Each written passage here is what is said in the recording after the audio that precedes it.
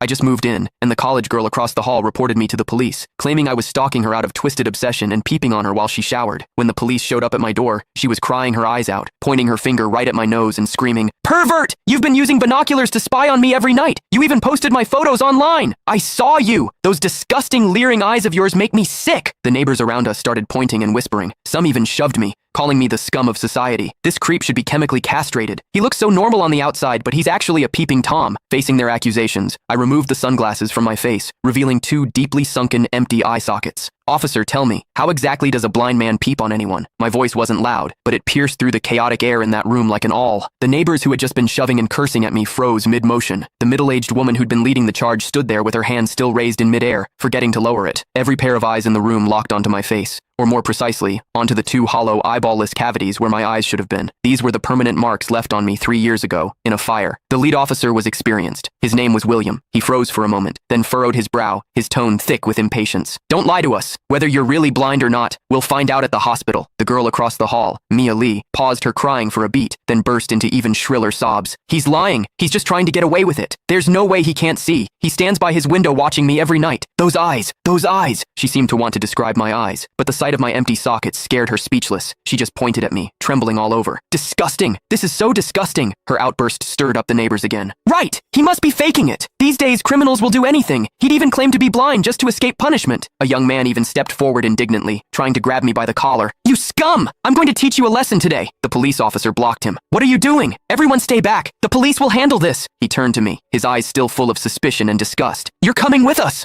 I didn't resist. I calmly held out both hands. Cold metal touched my wrists. Two younger officers flanked me on either side and led me toward the elevator. Behind me, Mia's crying mixed with the neighbors' curses into a chaotic din. "Scum of society! Get out of our community! Hope you rot in prison!" I could see the righteous expressions on their faces. I could also hear the pleasure in their voices as they trampled me into the mud. I stepped into the elevator. The metal doors slowly closed, cutting off the noise from outside. One of the younger officers, probably new to the job, couldn't help but ask me quietly, Are you really blind?" I tugged at the corner of my mouth but didn't answer. The other officer patted his shoulder, signaling him to keep quiet. But I knew that in their minds, the scales had already tipped completely in favor of that tearful young girl. After all, it was a young, pretty, pitiful college student on one side, and on the other, a suspicious man living alone, wearing sunglasses. In their eyes, it was crystal clear who was the victim and who was the perpetrator. What they didn't know was this: sometimes, what the eyes see is the biggest lie of all. And I, a blind man, had seen something that none of them had. For instance, when Mia accused me, her heartbeat was steady, without a single ripple of genuine emotion. The interrogation room at the police station was harshly lit by fluorescent lights, and the air smelled faintly of mildew. I sat on a cold metal chair. Across from me were William and a female officer.